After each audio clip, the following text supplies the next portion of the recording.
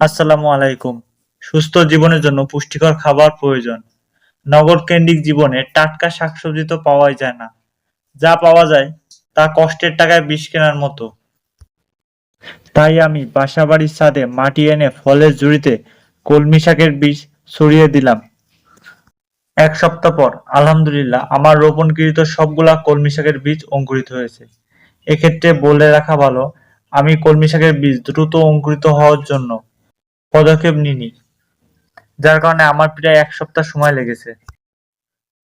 প্রায় ১ মাস পর অবহেলায় আমার গাছগুলার ঠিক এই অবস্থা।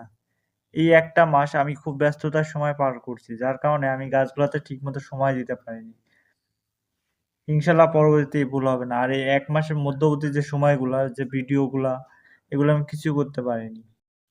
কিন্তু আমার গাছগুলা ব্যক্তিগতভাবে যতটুকু হয়েছে এতটুকুই আমি সন্তুষ্ট এবং আলহামদুলিল্লাহ।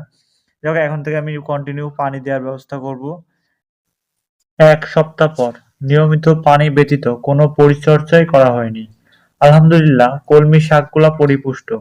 এক কথায় ছিল চোখের শান্তি। ইট-পাথরের শহরে এক টুকরা সবুজের স্বর্গ। সবচেয়ে অবাক করা বিষয় ছিল, এই কলমি শাকের মধ্যে একটা পালং শাক হয়েছিল, যা দেখতে তো মাশাআল্লাহ, না জানি খেতে কত সুস্বাদু হবে। তাই আজ আমি এখন কলমি শাকগুলা কেটে নিব এবং পালং শাকটি রয়ে গেছে।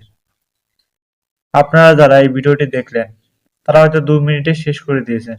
কিন্তু এই ভিডিওর পেছনে আমার প্রায় ২ মাসের কষ্ট ও পরিশ্রম ছিল। ইনশাআল্লাহ চ্যানেলটা সাবস্ক্রাইব করে পাশে থাকবেন। ধন্যবাদ সবাইকে।